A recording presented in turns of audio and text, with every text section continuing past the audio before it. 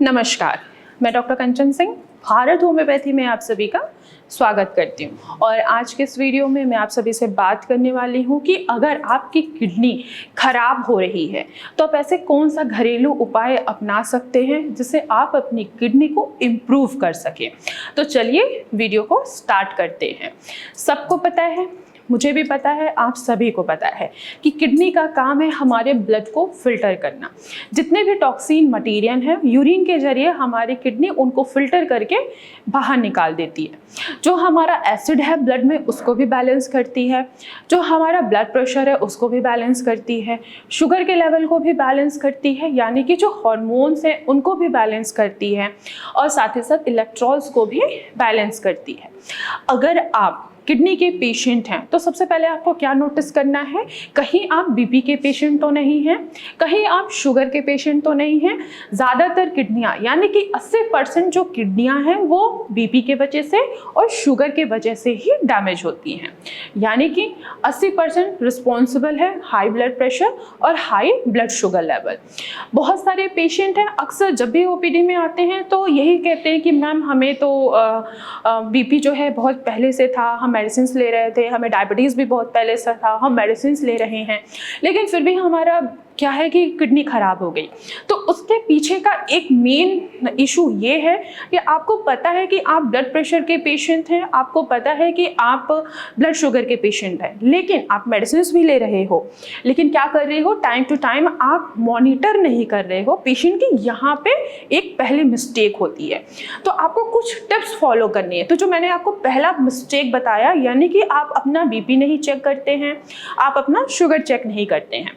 आप बेशक मेडिसिन लीजिए, लेकिन 3 टाइम के बजाय अगर आप 2 टाइम भी आप अपना ब्लड प्रेशर चेक कर रहे हैं या ब्लड शुगर लेवल चेक कर रहे हैं तो आप क्या है कि आगे अपनी किडनी से सफ़र नहीं करेंगे। अगर आपका बीपी बढ़ा हुआ है, जैसे सपोज मान लीजिए कि आपका जो बीपी है 140/9 है, तो इसका मतलब ये है कि आपको ब्लड प्रेशर की प्रॉब्लम है, आप मेडिसिन ले रहे हो, फिर भी जो है आपका बीपी कंट्रोल में नहीं आ रहा है। जब आपका बीपी कंट्रोल में नहीं आता है तो इसका मतलब यही है कि आपके किडनी के ऊपर क्या पड़ रहा है, दबाव पड़ रहा है, और इन फ्यूचर आपकी किडनी खराब हो सकती है। तो आपको क्या करना है, आपको अपनी मेडिकेशन चेंज करनी है, ऐसी मेडिसिन लेनी है जिनसे आपका ब्लड प्रेशर जो है वो मैनेज रहे, यानी कि 130 के 80 के करीब रहे या 120 80 के करीब ही रहे। आपका 140/90 से कभी भी ऊपर आपका बीपी नहीं जाना चाहिए। दूसरा टिप्स ये है कि आपको अपने शुगर को भी मॉनिटर करते रहना है। खाना खाने से पहले आपको देखना है कि आपका जो शुगर वैल्यू है वो 110 के अंदर है या नहीं है, या आपका जो खाना खाने के बाद जो 2 घंटे के बाद हम टेस्ट करते हैं, यानी कि वो 140 के अंदर है या नहीं है।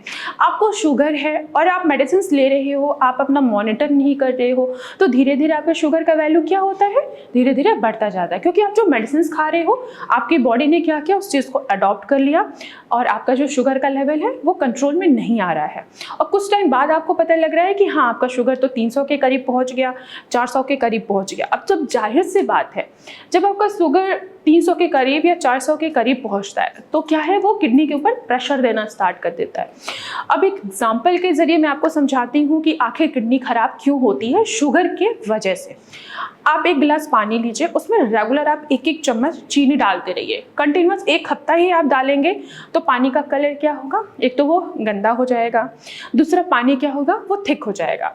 अब आप अगर छन्नी से छानेंगे तो क्या होगा कि आपकी छन्नी पे ज़्यादा दबाव पड़ेगा और आपका जो वाटर है, चीनी वाला जो पानी है, उसको टाइम लगेगा फिल्टर होने में। सेम यही कंडीशन होता है हमारे किडनी का। किडनी के अंदर जो ग्लोमेरुल होता है वो एक छन्नी होती है, वो क्या करती है, हमारे ब्लड को फिल्टर करती है। तो शुगर के कंटेंट आपके रोजाना आपके ब्लड में मिक्स हो रहे हैं, तो यही शुगर वाला जो ब्लड है आपकी किडनी के पास जा रहा है। आपकी किडनी के अंदर जो छन्नी है जिसको हम ग्लोमेरुल कहा जाता है, वो क्या हो रहा है, उसके ऊपर दबाव पड़ रहा है और वो धीरे धीरे उनको क्या कर रहे हैं, अपने जो छन्नी का जो साइज है वो धीरे धीरे बढ़ता जा रहा है, जिसके वजह से आपका क्रेटिनिन क्या है वो भी बढ़ रहा है, आपकी किडनी इफेक्ट हो रही है। तो आपको दूसरा काम क्या करना है कि आपको अपना शुगर भी मॉनिटर करना है। तीसरा काम आपको ये करना है कि आपको अपनी डाइट को अच्छे से फॉलो करना है। आपको पता है कि आप बीपी के पेशेंट हैं, आपको पता है कि आप शुगर के पेशेंट हैं, आपको पता है कि हाँ आपको इन्फेक्शन जल्दी कैचअप करता है, यानी कि कैच करता है। तो आपको क्या ध्यान रखना है, आपको अपनी डाइट ध्यान रखनी है, प्लस आपको अपनी हाइजीन भी मेंटेन करना है। डाइट में आपको ऐसी डाइट लेनी है जिसमें प्रोटीन की मात्रा भी बैलेंस हो, पोटेशियम की मात्रा भी बैलेंस हो, साथ ही साथ जितने भी हमारे इलेक्ट्रॉल्स हैं वो भी क्या हो, वो भी बैलेंस हो। तो आपको अपने खाने में प्रोटीन की मात्रा को बैलेंस करना है। आपको एनिमल प्रोटीन का सेवन बिल्कुल भी नहीं करना है। आप प्लांट बेसिस प्रोटीन लीजिए, जैसे कि हमारी दालें हो गई, मूंग की दाल हो गई, मोठ की दाल हो गई, मसूर की दाल हो गई, आप इनका सेवन भी आसानी से कर सकते हैं। आप बीच में कभी कभी अंडे का भी सेवन कर सकते हैं। आप अवॉइड करिए, जैसे चिकन हो गया और मटन हो गया, इनमें प्रोटीन की मात्रा बहुत ज़्यादा होती है, तो आपको अपने डाइट पे भी फोकस करना है। साथ ही साथ ऐसे वेजिटेबल्स लीजिए जिनमें पोटेशियम की मात्रा ना के बराबर हो, जैसे कि लौकी हो गया, घिया हो गया, तोरी हो गई, आप इनका भी सेवन कर सकते हैं। जो किडनी फ्रेंडली वेजिटेबल्स होते हैं, जैसे गाजर है, मूली है, हमारा अनियन है, ये क्या होते हैं, इनमें पोटेशियम की मात्रा तो होती है पर ना के बराबर होती है, आप इनका भी सेवन कर सकते हैं। जितने भी ग्रीन लीफी वेजिटेबल्स होते हैं, जैसे साग हो गया, मेथी हो गया, धनिया हो गया, पुदीना हो गया, इनमें पोटेशियम की मात्रा बहुत ज़्यादा होती है। और साथ ही साथ जो रूटी वेजिटेबल्स होते हैं, जैसे कि हमारा सलजम हो गया, चुकंदर हो गया, इनमें पोटेशियम बहुत ज़्यादा होता है। अगर पोटेशियम रिच डाइट आप बहुत ज़्यादा ले रहे हैं, बहुत ज़्यादा कंजम्पशन कर रहे हैं, तो इन फ्यूचर क्या होगा, आपकी किडनी खराब हो सकती है। तो आपको अपनी डाइट पे भी फोकस करना है। ऐसे फ्रूट्स का सेवन करना है जिनमें एंटीऑक्सीडेंट की मात्रा हो, जैसे कि हमारा एप्पल है, एप्पल में एंटीऑक्सीडेंट होता है, इंफ्लेमेटरी प्रॉपर्टीज़ होती हैं। पपाया आप खा सकते हैं, आप जामुन खा सकते हैं, आप पीचेस खा सकते हैं। अगर आप किडनी के पेशेंट नहीं हैं तो आप वाटरमेलन भी ले सकते हैं। लेकिन आपको पता है कि हाँ आपकी किडनी धीरे धीरे डैमेज हो रही है, तो आपको सिर्फ 3 या 4 ही फ्रूट्स खाने हैं, जैसे कि एप्पल हो गया, पपाया हो गया, अमरूद हो गया और जामुन हो गया। आप इनका आसानी से सेवन कर सकते हैं। इसके अलावा आपको अपने रूटीन में ना ही आपको स्मोकिंग करनी है, ना ही आपको अल्कोहल कंजप्शन करने हैं। ज़्यादातर किडनियां जो हैं वो स्मोकिंग और अल्कोहल की वजह से भी खराब होती हैं। स्मोकिंग कर रहे हो, अल्कोहल कर रहे हो, वो भी किडनी के पास जा रहा है, वो भी फिल्टर होने के लिए जा रहा है, किडनी पे दबाव पड़ रहा है, और आप बीपी के पेशेंट हो रहे हो, आप शुगर के पेशेंट हो रहे हो। तो आपको क्या करना है, इन सभी टिप्स को फॉलो करके अपनी खराब हुई किडनी, यानी कि अगर आपकी किडनी डैमेज हो रही है तो आप उनको इम्प्रूव आसानी से कर सकते हैं।